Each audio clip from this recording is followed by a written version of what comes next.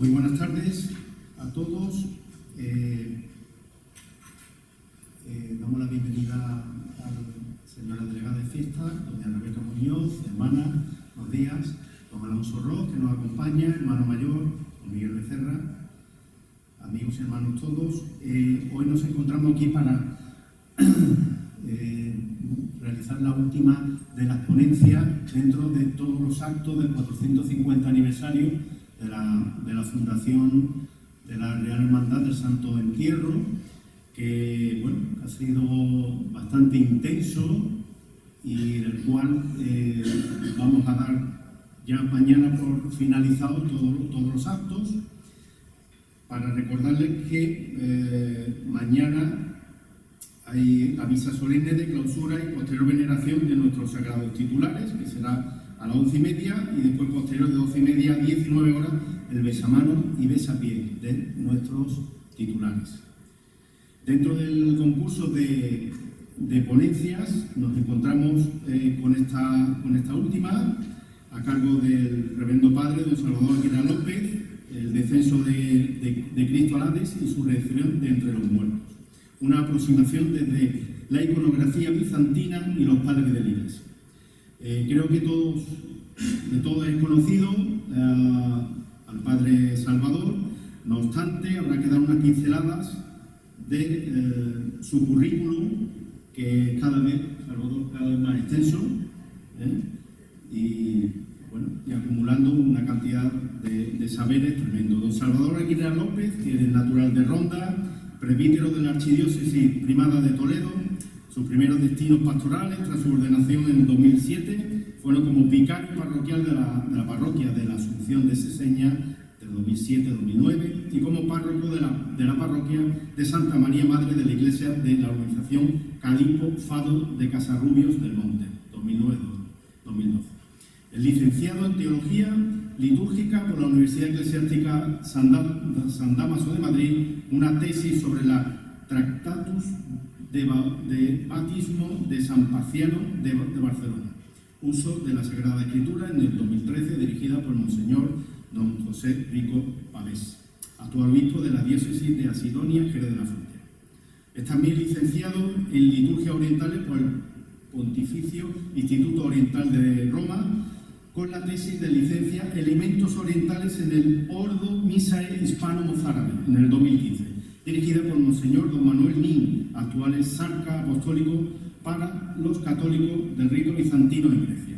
Para ello le sirvió el poder residir en el Pontificio Colegio Rusicum, donde convivió con orientales católicos y ortodoxos y pudo celebrar la divina liturgia al recibir el virtualismo de la entonces Congregación para la Iglesia Oriental. Este año 2024 ha defendido su tesis doctoral en Teología Litúrgica en la Universidad Pontificia de la Santa Cruz de Roma, con la tesis La instrucción calendaria particular, Génesis y Comentario, dirigida por don José Luis Gutiérrez María.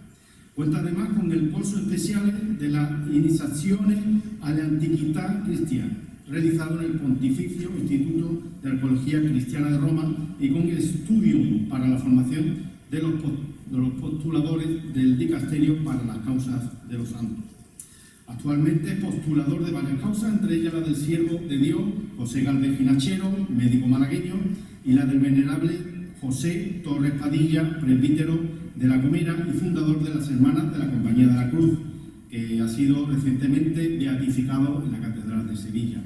Y hace poco ha estado aquí en La Gomera, donde era el padre venerable Torres Padilla, que ha estado allí para una Eucaristía, de celebración. Desde el año 2013 presta su servicio como oficial del dicasterio para el culto divino y la disciplina de los sacramentos, siendo actualmente el secretario particular del Cardenal Perfecto.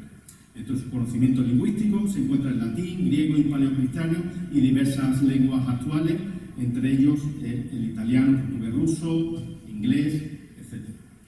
Es profesor de la introducción en la liturgia del Oriente Cristiano en el Instituto de Liturgia Amistad Facultatis de Barcelona del Ateneo Universitario San Paciano de Barcelona y miembro de la Asociación Española de Profesores de Liturgia. Pertenece a la Orden del Santo Sepulcro de Jerusalén, con el grado de caballero eclesiástico comendador, a la Orden Constantiniana de San Jorge, como capellán de mérito con placa de plata, a los caballeros ubicularios de San Ildefonso y San Atiliano de Zamora, como capellán honorario, y a la Hermandad de Caballeros y Damas Mozárabes de Toledo, como hermano mozárabe honorario. Además, pertenece a la comisión organizadora del 450 aniversario de nuestra hermandad, en el que ha tenido un papel muy destacado en la organización de varios de los eventos. Así que, después de este extenso currículum, que no nada más que hace engordar, estimado reverendo don Salvador, querido Salvi, tuya la palabra.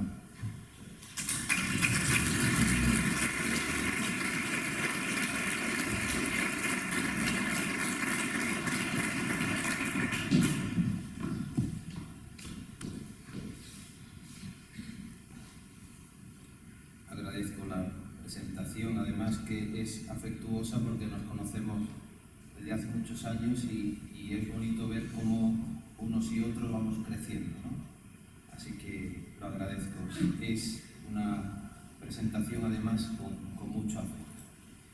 Entre los saludos, evidentemente, a Rebeca, a don Alonso, a Miguel, el hermano mayor. También quiero saludar porque sabéis que soy muy rociero y viene una representación de la Hermandad Matriz del Rocío de Almonte, entonces también quiero saludarle y bueno, a todos los presentes aquí, amigos y familia. Sabéis que no me gusta ser largo en las conferencias porque prefiero que uno se quede con un buen sabor y con ganas de saber más a que uno se vaya empachado, ¿no? Entonces vamos a ir poco a poco, evidentemente son muchos datos, al final habrá tiempo para que podamos compartir, preguntar si hay algo que veis que no lo he explicado bien o que he intentado explicarlo pero no he llegado hasta el final, luego habrá ocasión para ello. Evidentemente, lo primero en una conferencia es el título: Descenso de Cristo al Hades y su resurrección de entre los muertos. ¿Por qué he querido darle este título? Nosotros, en nuestra hermandad, hablamos del Santo Entierro, en otros lugares le llaman el Santo Sepulcro.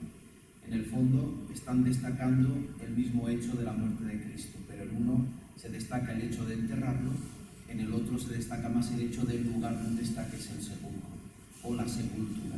Pero en el fondo se habla del evento de la muerte de Cristo. Un hecho que partimos de ahí, no puedo entrar en él, pero que es histórico. Que Cristo existió, que Cristo sufrió la pasión, murió y resucitó, es un hecho histórico. No es que tú seas creyente o no, sino que en verdad sucedió.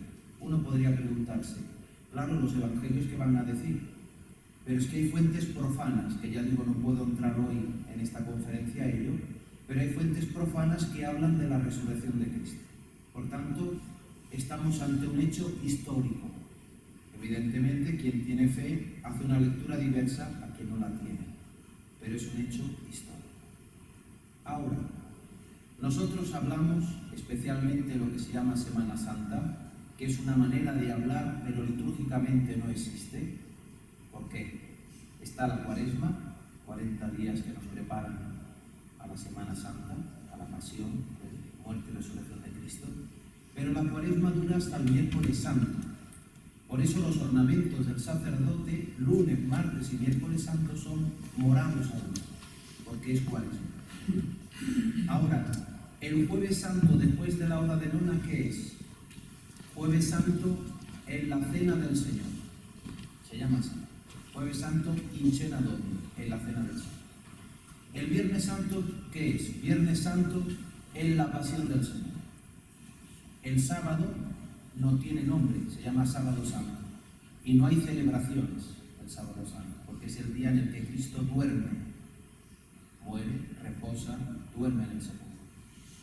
Y por la noche del sábado, la vigilia pascual no es el sábado, sino que es la noche del sábado al domingo. Y por eso se llama domingo en la resurrección del Señor, con dos partes, en la noche santa y en el día. O sea que en nuestra mentalidad, aunque usemos Semana Santa, litúrgicamente pensemos, no existe. existe Domingo de Ramos en la Pasión, ¿veis siempre la preposición en?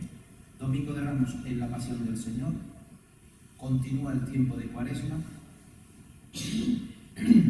el jueves Santo en la Cena del Señor, Viernes Santo en la Pasión del Señor, Sábado Santo, sin un añadido, y domingo en la Resurrección del Señor con la Vigilia Pascual en la Noche Santa y la Misa del Día. Por eso quien participa en la Vigilia no está obligado a participar en la Misa del Día, o mejor dicho, ¿cómo cumplo yo el precepto dominical? Tanto con la Vigilia como con la Misa del Día. En nuestra mente está la pasión de Cristo, su sepultura y su resurrección, pero se nos olvida un evento que es el descenso al Hades o el descenso a los infiernos. He evitado la palabra infiernos porque puede llevar a equívoco la palabra infierno e infiernos, que son dos cosas diferentes y que ahora vamos a ir viendo. Primer término, iconografía. ¿Qué son los iconos? Iconos en griego viene de una palabra que significa imagen. Y grafos quiere decir escribir. Ya de aquí parte el hecho que los iconos no se pintan, los iconos se escriben. Cuando ellos hablan, se pinta cualquier pintura, pero aquí se escribe. ¿Por qué? Porque el que hace esta obra de arte para el servicio de la liturgia, primero reza, lee los textos de la Escritura, ayuna y luego escribe. Pinta. O sea que no es que yo me ponga a pintar lo que a mí se me inspire sin tener en cuenta los cánones de la Escritura, de la tradición de los padres de la Iglesia, la oración y el ayuno. O sea, esta es la iconografía bizantina. No se pinta lo que a uno se le ocurre, sino que tiene en cuenta todo este ámbito histórico, y por eso escribe. Y esa obra después es presentada a la Iglesia, bendecida por el sacerdote, y puesta al culto divino. Ahora no podemos entrar tampoco en la temática del iconostasio bizantino,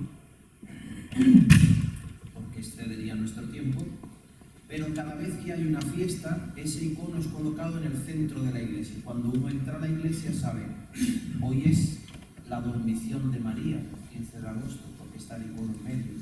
Hoy es la transfiguración del Señor, porque está el icono en medio. Hoy es el domingo porque está este icono en el centro de la iglesia. Segundo, tradición bizantina. Tenemos muchos iconos de diversas tradiciones, como es la copta, la armenia, y se ven los rasgos. Incluso la georgiana tiene su propia tradición a la hora de expresar pues, el rostro, los colores, etc. Yo nunca hablaría de iconografía ortodoxa, iconos ortodoxos. Ortodoxia es la fe. Imaginaos que yo digo, esta es una imagen católica, como a veces escuchamos a los guías turísticos cuando están en nuestras iglesias. Esta es una imagen católica, esta es una imagen barroca, neoclásica, bizantina, armenia, pero nunca diremos ortodoxa o católica. Eso es cuestión de fe, no de iconografía o de escultura. Y los términos descenso al Hades y resurrección ya os he explicado previamente y ahora entraremos a profundizarlos aún más. Aquí tenemos el credo niceno-constantinopolitano, que es el credo que llamamos largo. Luego vamos a ver el credo apostólico, que es el que llamamos corto, y que se usa en el contexto bautismal y sobre todo se profesa en las Eucaristías del tiempo pascual, porque tiene ese carácter bautismal. Aquí os hago un paréntesis para vosotros, para vuestra formación. Solamente hay dos modos de profesar la fe los domingos y solemnidades, o el credo constantinopolitano o el credo apostólico. Hay otro modo de profesar la fe que son preguntas y respuestas. ¿Creéis en Dios Padre Todopoderoso? Sí, creo. ¿Sabéis dónde viene esa fórmula? En el ritual del bautismo. ¿En el misal viene? No viene. O sea que yo cuando celebro la misa voy siguiendo el ordo mise y cuando llega el credo me da opción 1, símbolo niceno-constantinopolitano. Opción 2, credo apostólico. Pero ¿y el de preguntas y respuestas lo puedo hacer? ¿Viene en el misal? No. ¿Dónde viene? En el ritual de bautismo. Si no hay bautismos, no se puede usar la fórmula de preguntas y respuestas porque corresponde a un rito de bautismo. Esto para que lo sepáis vosotros, y así ayudéis a que se cumplan las normas, porque los fieles tenéis derecho y obligación a que se celebre como manda la Iglesia Católica en las normas litúrgicas. Preguntas y respuestas solo cuando hay bautismos. ¿Qué dice el credo niceno-constantinopolitano? En la parte referida a Cristo, por nuestra causa, fue crucificado en tiempos de Poncio Pilato. Yo me preguntaba, ¿y por qué no se nombra a otros tantos personajes más importantes? Incluso San José no se nombra en el credo, o cualquier otro personaje histórico, porque quiere marcar las coordenadas temporales y la ubicación del lugar y el tiempo donde ocurrió, crucificado en tiempos de Poncio Pilato. Fijaos qué importancia esa pequeña frase. Ya hablamos de Jerusalén, ya hablamos de la época, siglo I. Padeció, fue sepultado.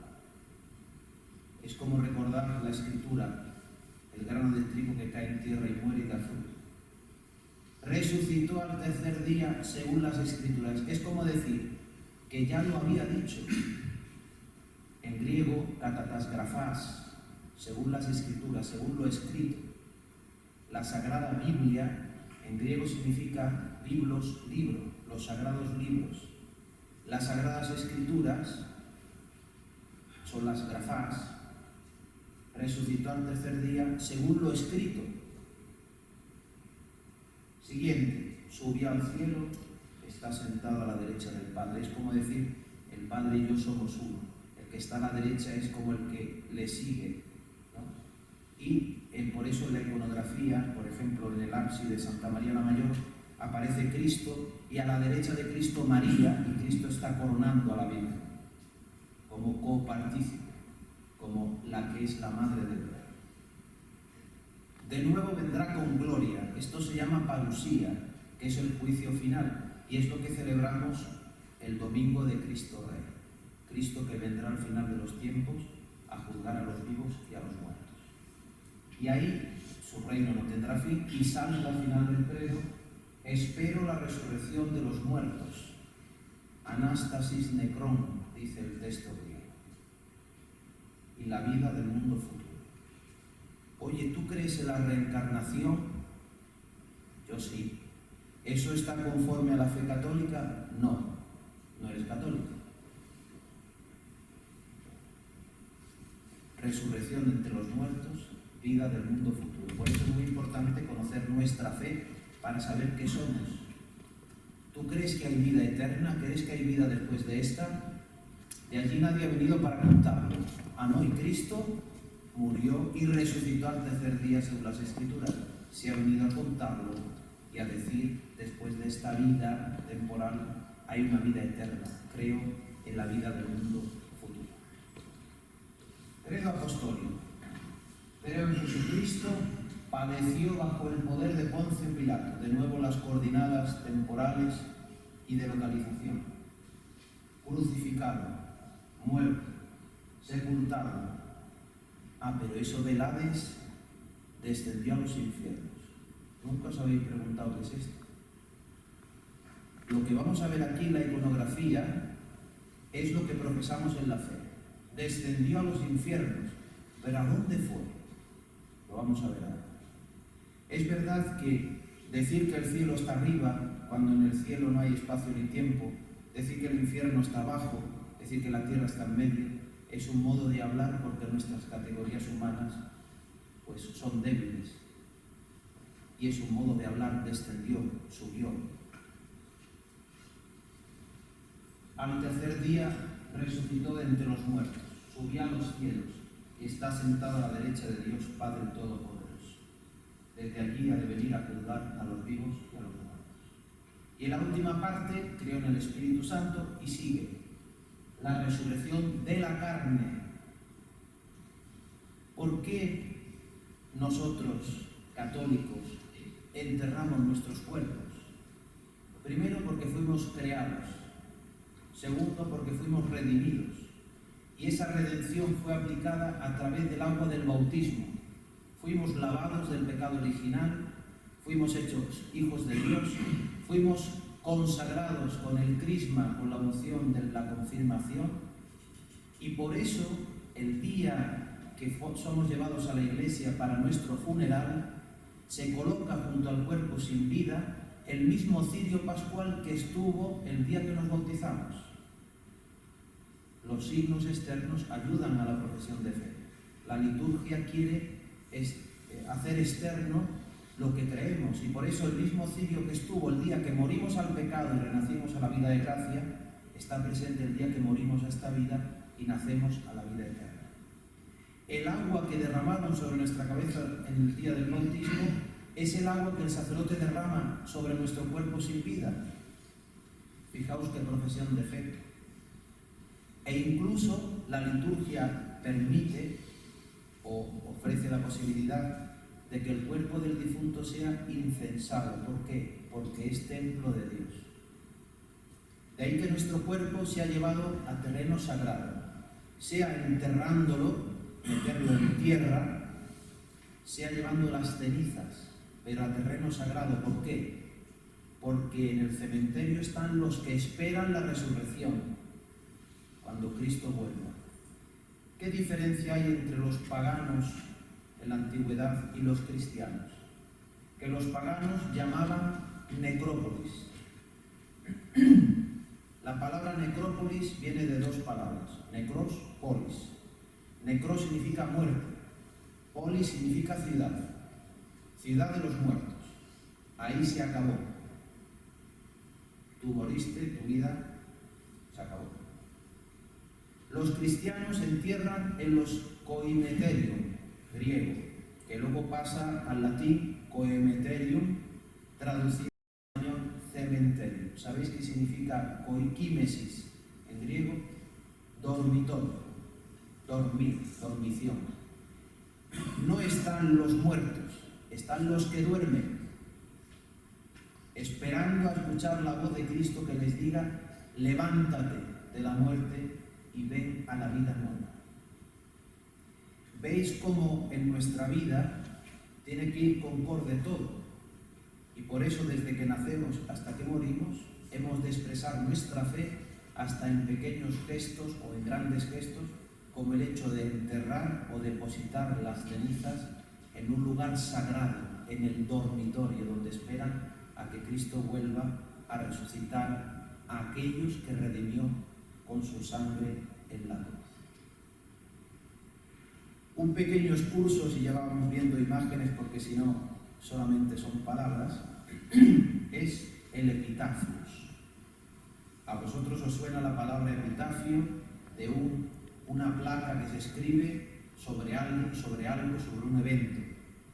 El epitafos es lo que está sobre el lugar, sobre la tumba. Epi significa eso, poner algo sobre, es una preposición. En este momento estamos viendo el instante en el que Cristo es bajado de la cruz y es colocado en la síndone. Aquí hubo en esta sede una conferencia sobre la síndone, y María lo está acariciando, y veis cómo se toca el rostro de la madre y del hijo a la izquierda. Aquí thrinos significa como lamentaciones, llanto, y se ve la expresión en las manos, se ve en el llanto, en el apóstol Juan, en aquel que ayuda, veis, con la escalera a bajar a Cristo desde la cruz, en la mujer con su mano en el rostro. Aquí no toca a Cristo, solo veis que lo toca María, por ejemplo. Esto es una señal de sacralidad, el paño en sus manos, no quiere tocar, porque es el cuerpo sagrado de Cristo. La sábana santa o la síndone la tenéis ahí. Y aquí en las esquinas están los 4 evangelistas, y aquí un texto que habla sobre la muerte de Cristo. ¿Qué es este pan? Para la exposición que tuvimos en el Museo de Hermandades, presté un paño blanco, que es lo mismo que esto, solo que este está bordado y coloreado, que se usa en la Divina Liturgia, es decir, en la misa, en rito bizantino, para la celebración como el corporal. Entonces, el corporal sería esto, y ahí se deposita la patena con el pan y el cáliz con el vino, que luego son cuerpo y sangre de Cristo. Es como un modo de, fijaos, en la credencia, donde se deposita el pan y el vino, simbolizaría el Calvario. El pan en el rito bizantino es como una especie de bollito que se corta, se hace una serie de incisiones, etc. Ya digo, es complejo para explicarlo ahora. Y aquello sería el Calvario, donde el Cordero es inmolado. Después se lleva en procesión, como si fuera una procesión fúnebre, desde el Calvario, se entra por la puerta del iconostasio, se coloca sobre el altar y sería sepultar a Cristo. Por eso es el momento de colocar el cuerpo que ha sido descendido de la cruz en el sepulcro. ¿Qué hace el sacerdote? Pide al Espíritu Santo, pide al Padre que descienda el Espíritu Santo sobre el pan y el vino para que se conviertan en cuerpo y sangre de Cristo. ¿Y qué es lo que sucede? La resurrección, esa explosión de vida, y Cristo resucitado, ¿qué hace? Sale por esa puerta que había entrado y el sacerdote lo da a comulgar a los fieles. Cada vez que comulgamos, recibimos el cuerpo y sangre del Cristo vivo, del Cristo que sufrió, padeció por nosotros, fue sepultado, pero que resucitó. O sea que yo como resurrección, yo como vida eterna. Todo esto nos tiene que sonar de la Sagrada Escritura. Todo el año, por tanto, este paño, pero sencillo, es el corporal. Pero este bordado es el del Viernes Santo. Ese día el sacerdote lo pone sobre su cabeza y es como que la salvación de Cristo cae sobre él, y cuando sale fuera, la gente pasa, lo cogen entre dos personas, la gente pasa por debajo de este paño, como indicando: yo entro a través de los méritos de la muerte de Cristo en su salvación. Este paño se deja luego, una vez que ha terminado este acto del Viernes Santo, se deja sobre el altar. ¿Y sabéis cuándo lo quitan? El día de la Ascensión. ¿Y qué sentido tiene esto?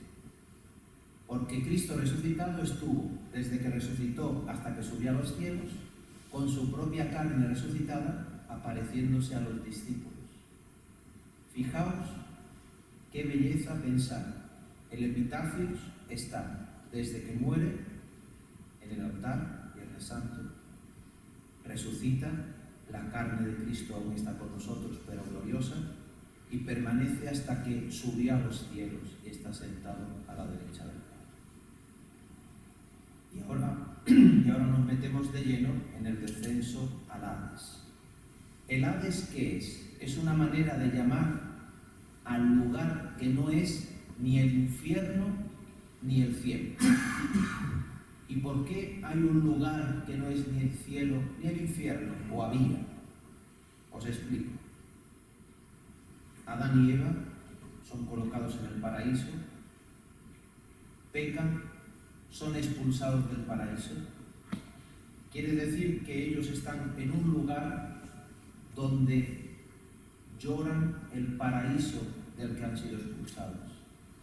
Es como decir: la puerta del cielo está cerrada y hay que esperar a que la puerta se abra.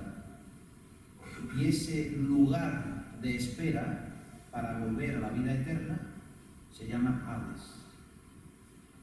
O también podemos decir el Sheol, usando el hebreo. Hay un libro apócrifo, evidentemente apócrifo y canónico. La diferencia es que uno asegura la inspiración divina y el otro son tradiciones que se han escuchado, que se han transmitido, tienen su validez. Por ejemplo, que Joaquín y Ana son los padres de María, lo sabemos por los apócrifos, no por los canónicos, etc. Bueno, pues hay un apócrifo que dice que estaba Adán hablando con Moisés, con Abraham, y detrás de la puerta oyen unos pasos. Y dice Adán: Es Cristo que viene a salvarnos. Y le preguntan los otros, ¿y tú cómo sabes que esos pasos son de Cristo? Y responde Adán, porque son los mismos pasos que bajaban cada tarde en el paraíso. O sea, fijaos qué belleza esta obra apócrifa trae la imagen de cuando Dios bajaba cada tarde a estar con sus criaturas en el Edén, y cómo el ser humano, a pesar de estar alejado de Dios, tiene capacidad de oír su voz y reconocer sus pasos. Cristo desciende, en su mano que lleva, no lleva una llave, lleva la cruz, porque la cruz es la que le ha dado la victoria sobre el Sheol, sobre el Hades, sobre la muerte, sobre el demonio, y con la cruz abre la puerta y salva a todos los justos que estaban esperando ir a la vida eterna. Aquí tenemos a Cristo, vemos el Sheol como si fuera una especie de gruta o cueva, ya hay un contraste de tinieblas-luz. Aquí tenemos lo que se llama en arte la mandorla, que sería almendra, aunque aquí veis que es un círculo, en otros sitios son dos círculos, uno encima de otro, por eso tiene esa forma de almendra, pero es signo de divinidad. El personaje que está dentro es divinizado por ese signo. ¿Cómo sabemos que ha bajado? El movimiento de descenso se ve porque el manto de Cristo, al bajar, va volando hacia arriba y encima le han puesto forma de ala, como si fuera un ángel que ha descendido, ¿no? Que ha volado como un ángel. Cuando desciende al Hades, se encuentran como testigos los apóstoles, el Nuevo Testamento y el Antiguo Testamento, Rey David, Salomón, y aquí tenéis a Juan el Bautista. Una recapitulación, Antiguo, Nuevo Testamento, Cristo que desciende. Las ropas de Cristo ya no son azul y rojas, sino doradas. El oro es la divinidad. Hemos sido resucitados. Por eso dicen los autores que las ropas de Adán, del negro de la muerte, van pasando a dorado. Es decir, que Dios nos diviniza a través de su pasión, muerte y resurrección. ¿Qué tenemos aquí? Son dos puertas, las puertas del Hades, que Cristo las ha roto y están colocadas en forma de cruz. Aquí debajo el sepulcro del cual sale Adán. Vamos a ir pasando porque tenemos varios iconos. Fijaos qué maravilla. Cristo, la mandorla, almendra divina, viene a anunciar la resurrección, la salvación. Dice que Adán firmó su sentencia de muerte cuando desobedeció. Y aquí trae Cristo la sentencia de libertad que él ha firmado él en el árbol de la cruz. Es decir, por la condena de Cristo hemos sido salvados. Es como si Cristo hiciera, pues cómo no, Cristo hace o deshace lo que hemos hecho nosotros. Nosotros nos hemos condenado a muerte, Cristo nos salva. Nosotros hemos comido el fruto del árbol y nos ha sabido dulces, pero nos ha llevado a la muerte. Cristo toma la hiel, que es amarga. Nosotros alargamos la mano para coger el fruto. Cristo alarga la mano y le es clavado un clavo a la cruz. ¿Veis? Nosotros fuimos vestidos de la gracia, pero desvestidos por el pecado y dijimos, tenía miedo, me escondí porque estaba desnudo. Cristo es desnudado, desvestido de sus vestidos. ¿Veis cómo se ve, cómo Cristo viene a reparar el daño que ha hecho la naturaleza humana? Y por eso la diviniza.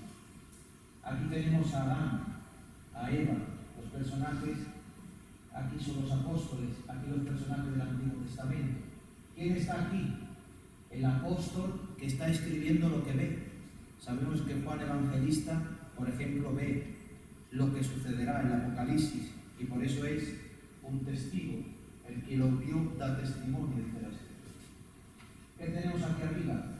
Dos ángeles que, los que seáis devotos de la Virgen del Perpetuo Socorro, veréis que a los lados de la Virgen está presente un ángel con la cruz y un ángel con los objetos de la pasión, en este caso la lanza. La cruz bizantina es muy fácil de reconocer porque tiene el palo del patíbulo donde puso los pies Cristo, el palo donde tuvo los brazos, y la sentencia del himno. Pero aquí abajo, en otros aparece inclinado. ¿Por qué? Porque viene a indicar la balanza, salvación, condenación. Uno de los ladrones dice a Cristo, yo quiero salvarme, se salva. El otro no reconoce la salvación. No es que Dios condene o salve. El ladrón quiso estar y pidió perdón, y hoy estarás conmigo en el paraíso, dice Cristo. El otro renegó. Me gusta mucho recordar lo que dice Mel Gibson, lo que vemos en la película de Mel Gibson de la Pasión de Cristo, donde al ladrón, digamos, no bueno, no al buen ladrón, al otro, viene un cuervo y come sus ojos. No vio más. Es decir, tenía la salvación ante sí, se le ofreció la salvación, no la reconoció, no era digno de ver. Fijaos cómo Mel Gibson capta ese hecho. Aquí debajo, ¿quién está? Un ángel. Y a quién está atando con cadenas, esclavizando al demonio. Y todo esto de aquí, ¿qué son? Cadenas, cerrojos, llaves, porque ya no hay puerta cerrada. Todo ha quedado abierto por la muerte de Cristo, que ha descendido al Hades, y aquí están las puertas del mismo Hades. Hay un hecho también muy importante, que es a Cristo que sujeta la mano de Adán, lo está sacando del sepulcro. Adán y la mano de Cristo no se agarran, sino que Cristo lo agarra por aquí. ¿Qué diferencia hay? Si tú te caes y yo te ayudo, si agarramos mutuamente, hacemos fuerza los dos.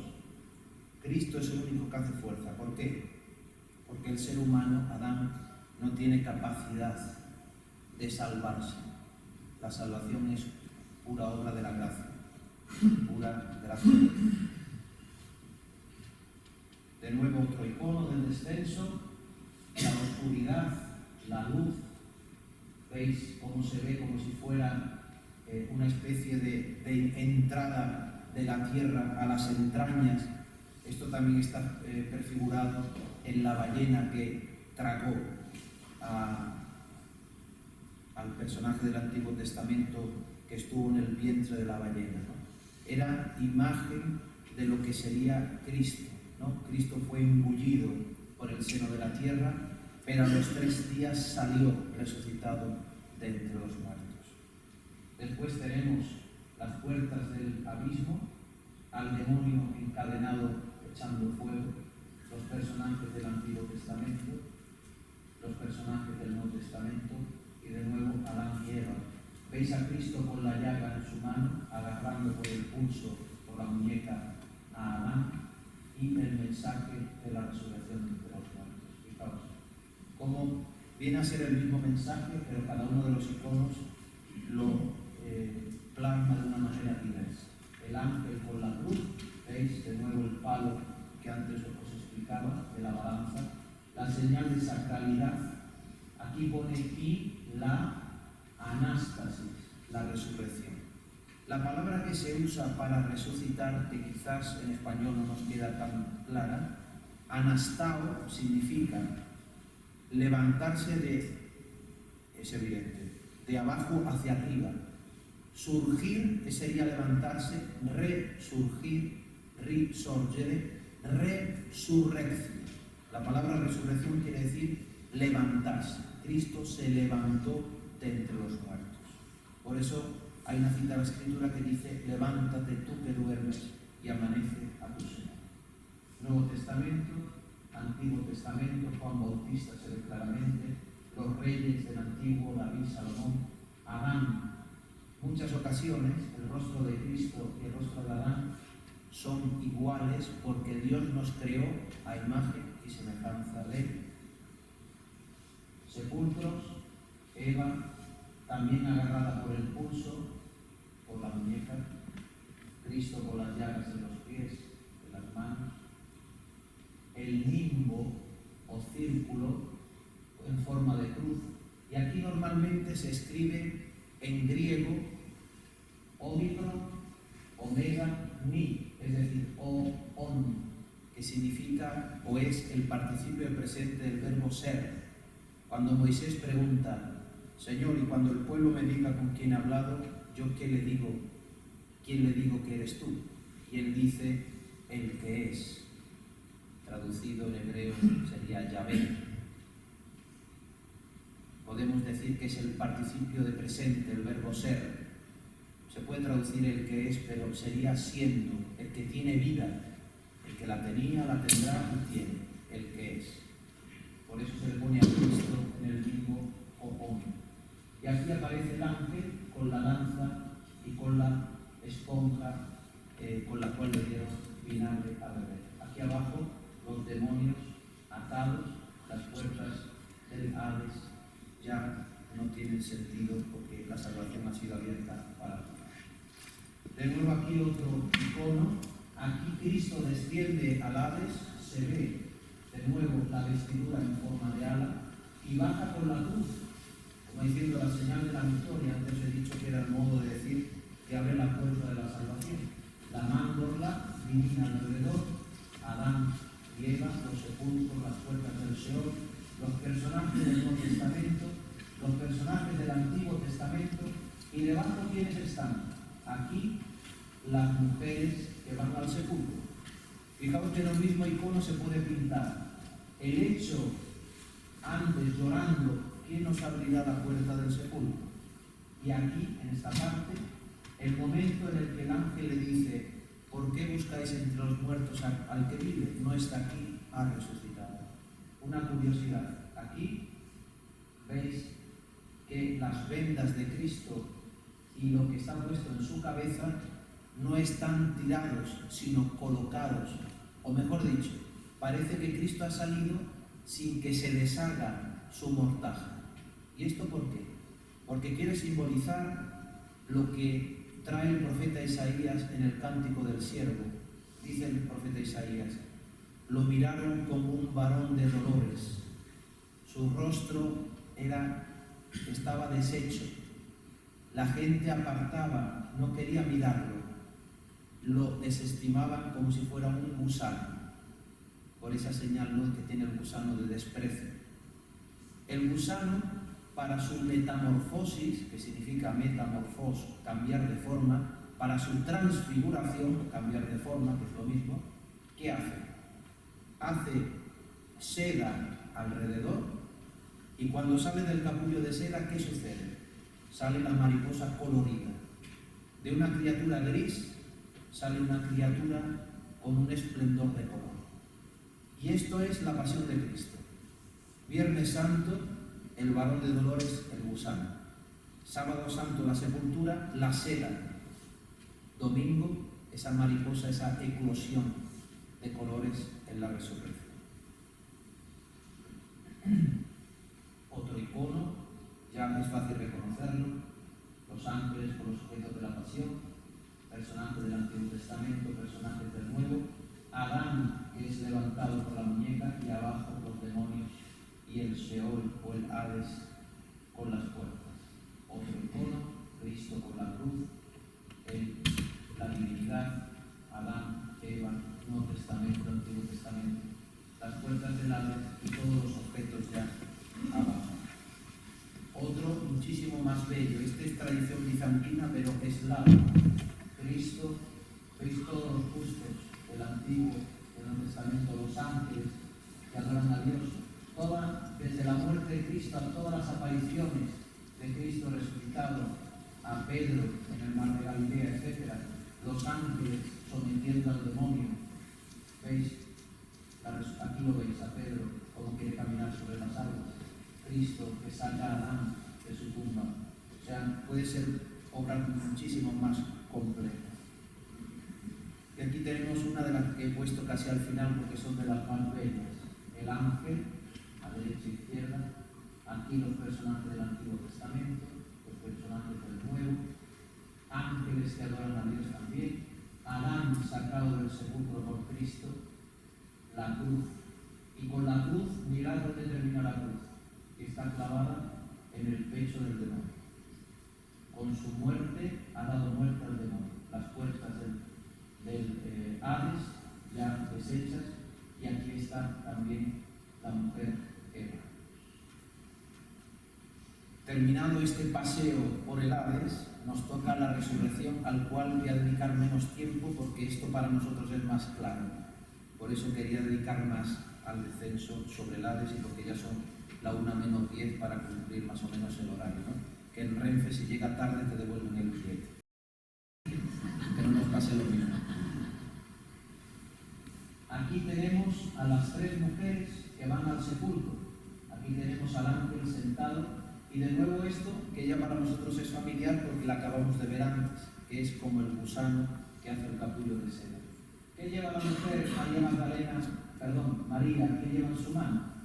Lleva el ungüento para ungir el cuerpo. Por la prisa de que llegaba el día sagrado, llevan al sepulcro a Cristo sin terminar el ritual judío de la unción. En griego, ese aceite de unción se llama miro, y el miro es lo que se nos administra en la confirmación.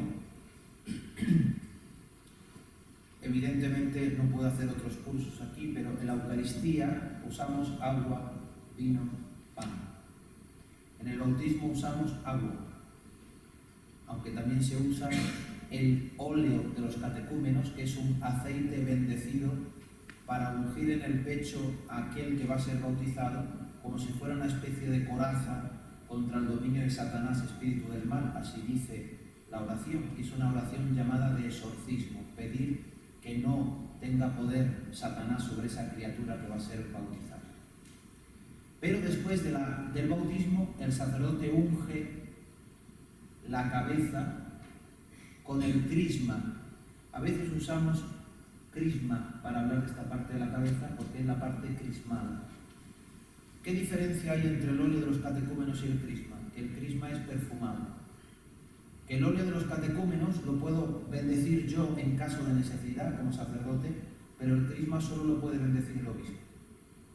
Y el crisma, que tiene perfume, se administra solo en el bautismo, en la confirmación y en las sagradas órdenes. Por eso los sacerdotes recibimos la unción de nuestras manos y los obispos reciben la unción de su cabeza.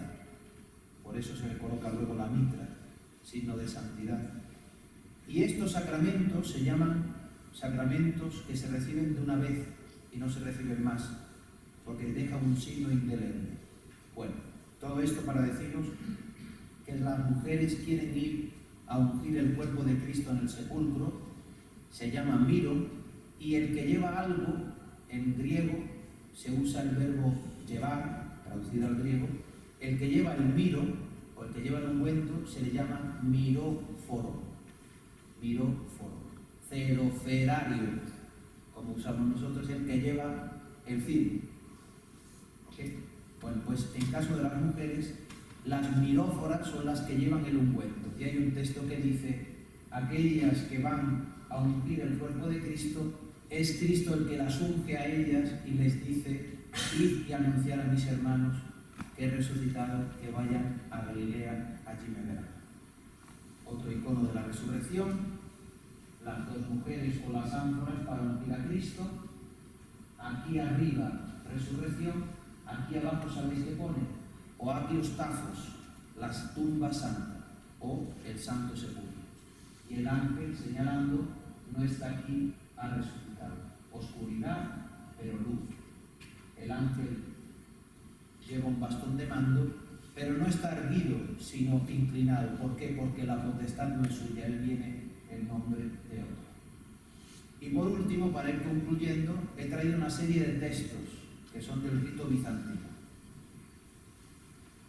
Los tonos son porque, al igual que el gregoriano tiene 8 tonos, el rito bizantino tiene sus 8 tonos también propios. Cuando la piedra fue sellada por los judíos y tu purísimo cuerpo fue custodiado por los guardias, resucitaste al tercer día, oh Salvador, concediendo al mundo la vida.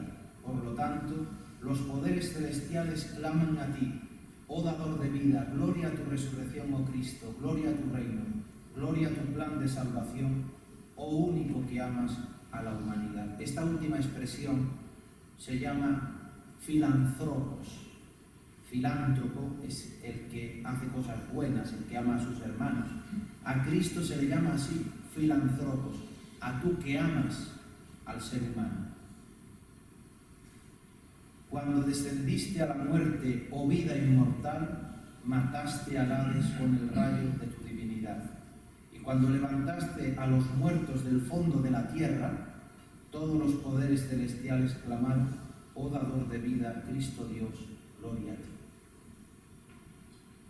Que se alegren los celestiales, que se regocijen los terrenales, veis la unión de cielo y tierra. Porque el Señor desplegó la fuerza de su brazo pisoteando la muerte con su muerte, y siendo el primogénito de entre los muertos, nos salvó de las entrañas del Hades y concedió al mundo la gran misericordia. Los poderes celestiales aparecieron sobre tu sepulcro, los guardias quedaron como muertos, María se plantó en el sepulcro buscando tu cuerpo purísimo, sometiste al Hades sin ser tentado por él, y encontraste a la Virgen otorgándole la vida, oh resucitado de entre los muertos, Señor, gloria a ti. Las discípulas del Señor aprendieron del ángel el anuncio alegre de la resurrección. Se dirigieron a los apóstoles diciendo: fue aprisionada la muerte, resucitó Cristo Dios y concedió al mundo la gran misericordia. Y aquí hay unos textos que van dirigidos a María. Con la voz de Gabriel que se dirigió a ti, oh Virgen, al decir: alégrate, el soberano de todos se encarnó en ti, oh Arca Santa, como dijo el justo David. Demostraste más amplia que los cielos llevando a tu Creador. Gloria al que ha morado en ti, gloria al que ha venido de ti, gloria al que nos ha liberado por tu alumbramiento.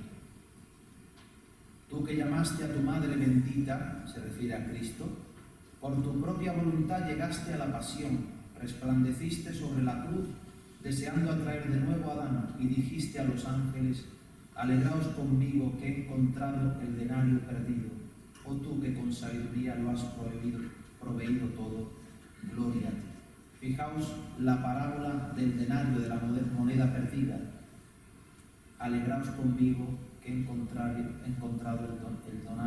el denario perdido. Es como decir: os he encontrado la salvación. Estabais perdidos, habíais perdido esa moneda, pero yo os he resucitado de entre los muertos. Oh tú que por nosotros naciste de la Virgen y soportaste la crucifixión, oh bondadoso que por tu muerte sometiste a la muerte, y como Dios ha revelado la resurrección, no descuides a los que con tus manos has formado. ¿Veis? Creación. Muestra tu amor a nosotros, oh piadoso. Acepta a la que te dio a luz, a la Madre de Dios, cual intercesora por nosotros, y salva, oh Salvador, a tu agobiado pueblo. ¿Veis?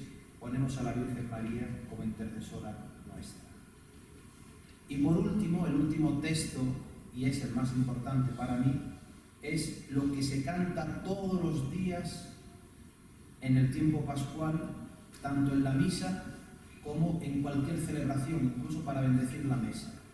Cristo resucitó de entre los muertos, Christos anesti et necron, matando a la muerte con su muerte, es un juego de palabras.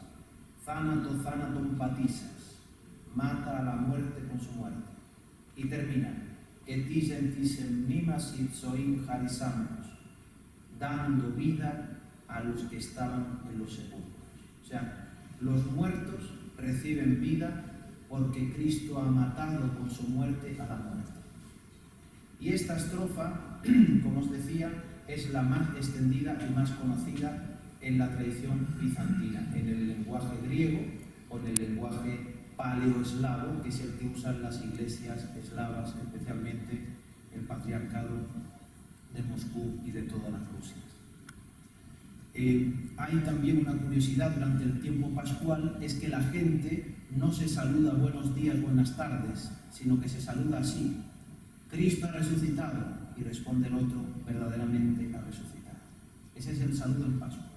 Si vais a Grecia, a Rumanía, a Bulgaria, a Rusia, Ucrania, Christos anesti, alithos anesti, ahí viene el nombre Alicia, significa verdad, verdaderamente, alithos anesti. Christos vos crece, ruso, paistino vos crece, verdaderamente ha resucitado. Y esta estrofa ellos la cantan así: Christos anesti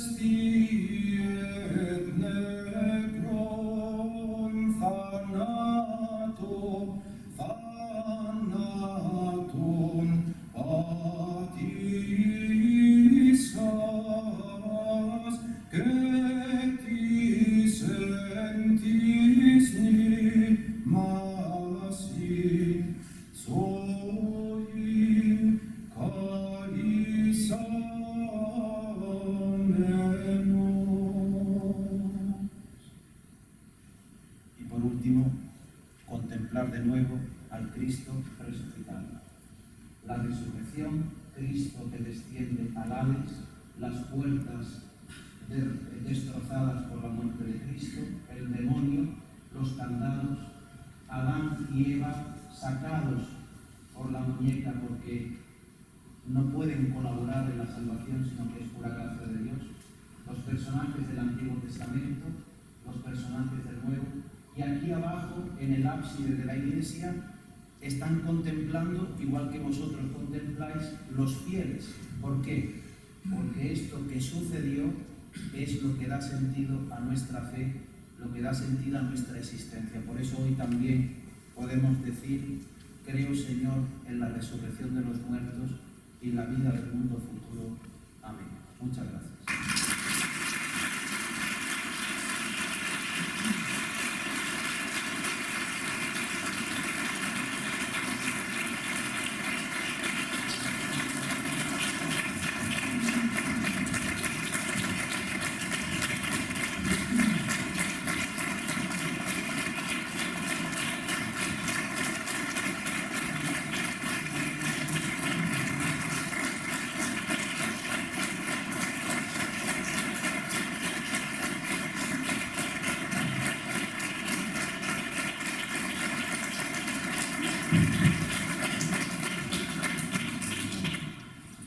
Damos turno de preguntas o alguna cuestión que queráis comentar.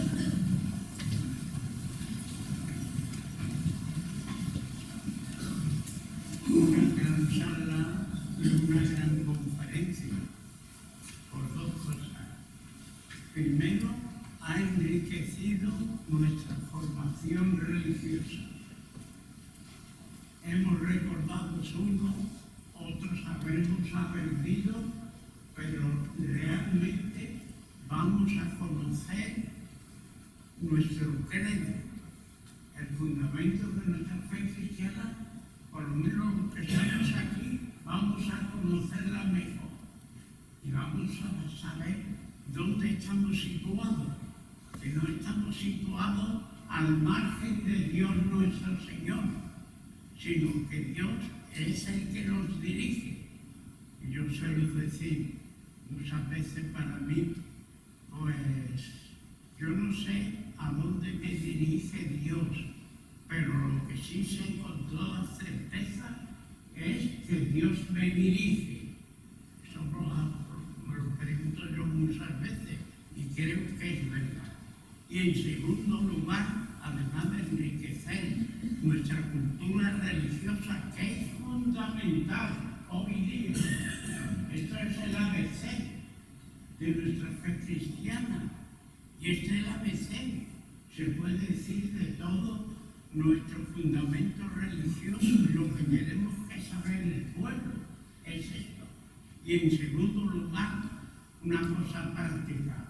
Puedes tener la seguridad, Salvador, de que cuando o bien uno celebramos la misa, o bien cuando participamos en ella, otro está fundamentando nuestro amor y nuestro agradecimiento a Dios.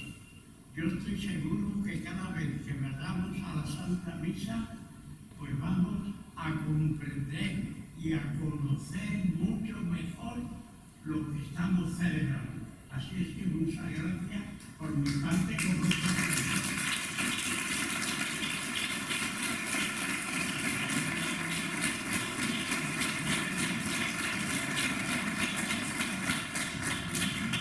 Hace un tiempo en una Eucaristía presidí una misa y don Alonso concelebraba, y era curioso ver a don Alonso traer las cosas al altar, y yo en mi mente venía mis 7 u 8 años, donde yo era monaguillo de don Alonso, los años 90, y ver ahora pues que somos sacerdotes y además que nos queremos mucho, ¿verdad, don Alonso?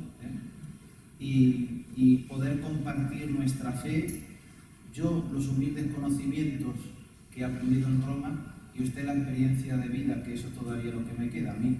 Yo tengo muchos conocimientos, pero me quedan todavía muchos palos, don Alonso, que usted ya ha vivido. Así que en eso sí puedo aprender mucho de usted, esa experiencia de vida y agradezco por eso sus palabras y a todos vosotros. Muchas gracias.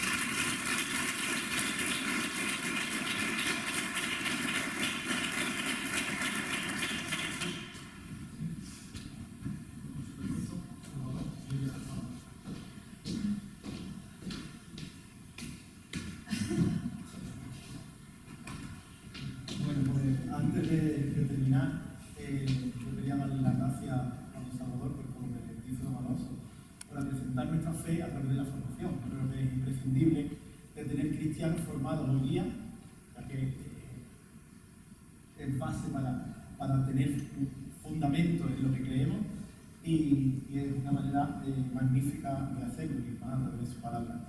Agradecerle pues la labor que ha tenido durante estos 2 años de presentar nuestra hermandad, ya que hemos vivido este año por momentos únicos, gracias pues a su trabajo.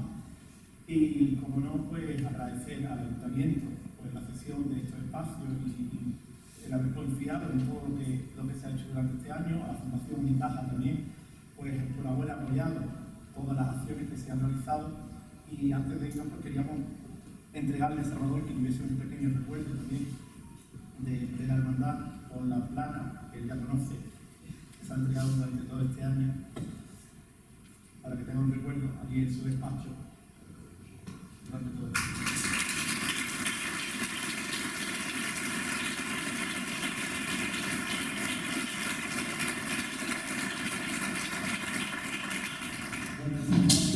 Como decía, agradeceros a todos vuestra asistencia y citaros mañana a las 11:30 de la mañana en la misa de clausura del 450 aniversario,